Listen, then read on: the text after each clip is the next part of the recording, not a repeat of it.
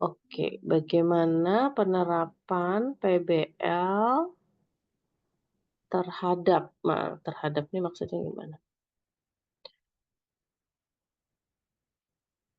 Kemampuan komunikasi matematis siswa ya pada materi SPLDV. Nanti kalimatnya mungkin bisa didiskusikan kembali ya, kalimatnya sudah benar atau belum dengan kata sambung terhadap itu ya. Nah tadi, karena ini di rumusan masalah itu udah spesifik mengenai SPLDV, jadi Ibu menyoroti pembahasan kamu yang lebih spesifik tentang SPLDV, mengenai apa namanya, bentar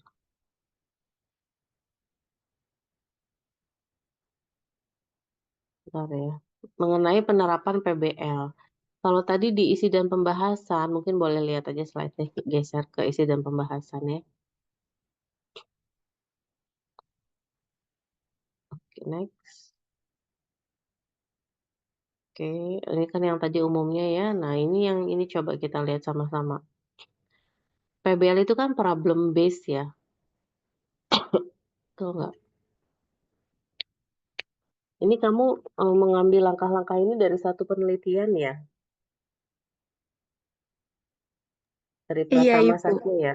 Nah, harusnya pada saat membahas isi itu tidak membahas dari satu penelitian. Kan kita melakukan literatur review dari banyak paper. Jadi kita tidak mencomot-comot hasil satu orang, kita comot, tapi kita mengsintesis gitu kan ya, Ibu udah pernah bilang ya. Penelitian A, B, C, D, E, F, G, H, I, J misalkan itu masing-masing punya pembahasan tentang, PBL. Nah, itu kamu analisis, kamu breakdown masing-masing temuannya apa, lalu kamu sintesis menjadi suatu rumusan, yang baru. Nah, kalau seperti ini kan kamu hanya mencomot penelitiannya Pratama saja. Jadi ini bukan literatur review kalau pembahasannya seperti ini. Jadi kamu harus tampilkan hasil sintesis dari beberapa penelitian, dari beberapa makalah. Nah, ini tapi yang menjadi pertanyaan Ibu tadi adalah selain yang tadi ya, misalkan pada saat menentukan penyelesaian SPLDV dengan metode grafik dan metode eliminasi. Bagaimana PBL-nya diterapkan di menentukan penyelesaian gitu ya. Nah, hal-hal seperti ini belum terjawab. Karena biasanya kalau PBL kan memberikan masalah. Setelah masalah diberikan,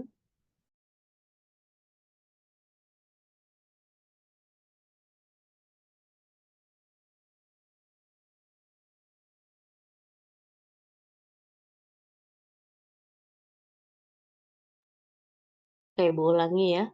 Jadi PBL itu kan identik dengan, apa namanya, siswa diberikan masalah di awal, kemudian mereka mengikuti langkah-langkah penyelesaian masalah yang sudah disusun guru, agar dia bisa menemukan sendiri metode penyelesaian gitu kan. Jadi yang kita ingin tahu sebetulnya adalah dari penelitian orang, problem base, maka problemnya apa sih yang mereka, gunakan, itu satu ya kan.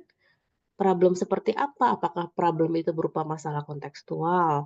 Lalu dalam membimbing siswa menemukan konsep, guru menyediakan worksheet kah? Maka langkah-langkah worksheet-nya seperti apa? Sehingga mereka bisa menemukan metode grafik, mereka bisa menggunakan metode substitusi, seperti itu.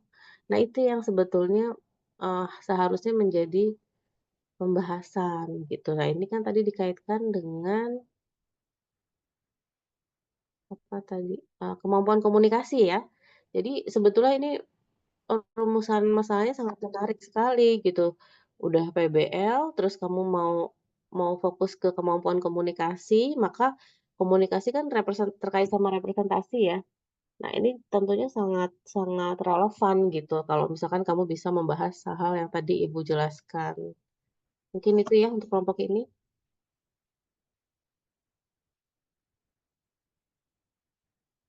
Ada pertanyaan? Iya, baik, Halo? Ibu. Terima kasih Terdengar ya? atas Oke. masukannya. Oke, selanjutnya kelompok satu. Kelompok satu tadi mengenai berpikir komputasional ya?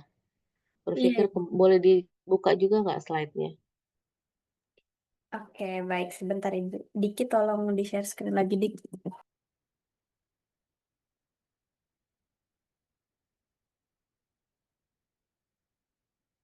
Berpikir komputasional ini bahasan yang menarik karena memang, baru-baru ini saja dia mulai menjadi tren, tapi mulai banyak penelitian di, pendidikan matematik yang terkait dengan computational thinking.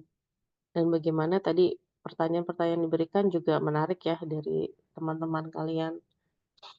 Tantangannya apa dalam implementasi, kemudian dalam kurikulum seperti apa. Nah, jadi kalau ada pertanyaan dari teman-teman, biasanya Ibu malah melihat kelompok tersebut lebih bisa mengelaborasi, apa yang dipresentasikan tadi. Jadi sebaiknya ketika ada pertanyaan nih selama kita latihan presentasi, pertanyaannya betul-betul kamu pikirkan untuk bisa mengimprove, pembahasan makalah kamu ya, untuk semua kelompok seperti ini ya.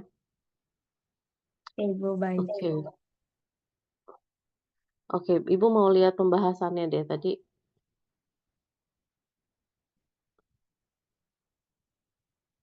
pembahasan boleh di slideshow aja nggak biar oke, di kamu sisi terus next,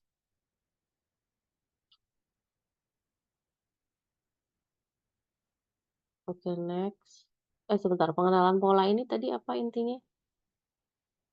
Pola, mencari pola pada deret bilangan, susunan bangun berulang teratur, mengingat bahwa oke, teratur mengatur pasang. Nah mungkin, next lagi coba, next lagi.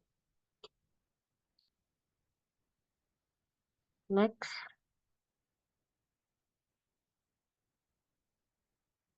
next lagi.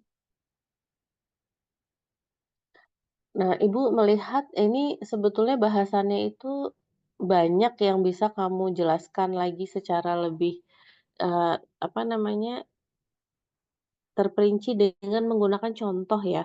Tadi sebetulnya contoh pengenalan pola itu sudah, berpikir algoritma ini kan sebetulnya lebih, apa apa namanya, hampir di setiap penyelesaian masalah tuh pasti ada ya berpikir algoritma ya.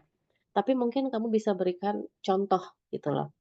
Contoh-contoh mungkin dari makalah-makalah yang sudah pernah publish, kamu bisa ambil beberapa gambar dengan menyertakan sumbernya. Nah, kemudian tadi coba ke pengenalan pola deh. Nah, pengenalan pola ini kan, kayaknya ini ada beberapa ide yang dibahas dalam satu paragraf ya. Sayang sekali kalau kamu tidak membuatnya menjadi, clear gitu untuk para audiens. Misalkan pertama, siswa diajak untuk mencari pola atau keteraturan, misalnya pada deret bilangan, itu satu. Kemudian apalagi di situ, kemudian pada soal geometri, mengenali bahwa susunan bangun berulang secara nah, kalau Ibu pernah membimbing mahasiswa yang meneliti tentang ini ya, jadi, di sini tuh ada memungkinkan siswa untuk mengingat rumus atau metode yang sudah familiar. Jadi salah satu, eee, konsep atau ide dalam pengenalan pola adalah ketika siswa bisa melihat pola dalam soal yang sedang dikerjakan ini mirip atau serupa dengan soal yang dia pernah kerjakan sebelumnya. Sehingga dia bisa melihat keterkaitannya dan bisa menerapkan metode yang pernah dia pakai pada soal sebelumnya ke soal yang sekarang sedang dikerjakan. Kayak gitu maksudnya, ngerti nggak? Iya, paham, Ibu.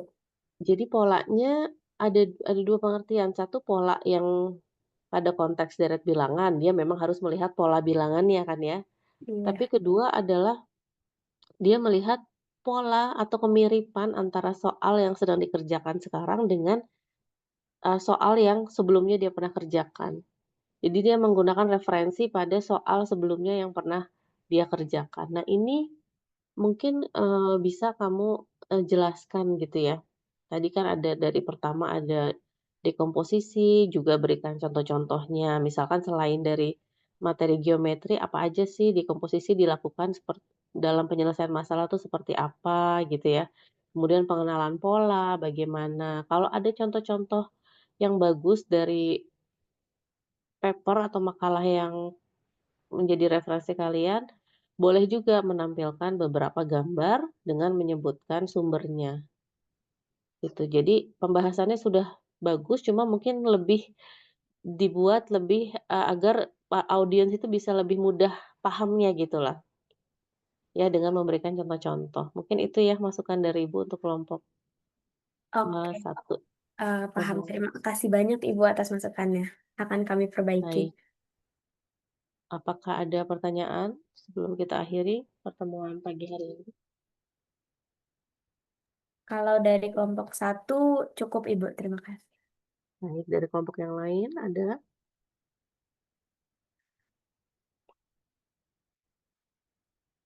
Jika tidak ada, maka kita lanjutkan pertemuan kita pada hari Kamis ya, sesuai jadwal ya. Maka Kamis itu menjadi pertemuan terakhir bukan? Iya, betul, Bu. Aduh, suaranya pelan sekali. Iya Halo? Ibu, betul. Terakhir. Oke. Terakhirnya jangan lupa nanti di-organize acara seminarnya, biasanya dengan bantuan adik kelas ya, adik angkatan ya, juga bersama dengan kelas A dan kelas B, mmm, ditentukan tanggalnya apakah, mau sebelum karena pekan UAS itu kan pekan terakhir Juni dan awal Juli itu ya.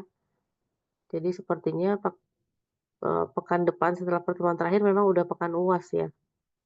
Nanti nanti didiskusikan ya dengan kelas A dan B ya, untuk Ya baik Ibu. penyelenggaraan seminar. Baik, terima kasih untuk hari ini moderator dan presenter Ibu akhiri. Assalamualaikum warahmatullahi wabarakatuh. Waalaikumsalam warahmatullahi wabarakatuh. Terima kasih Bu. Ya, sama-sama.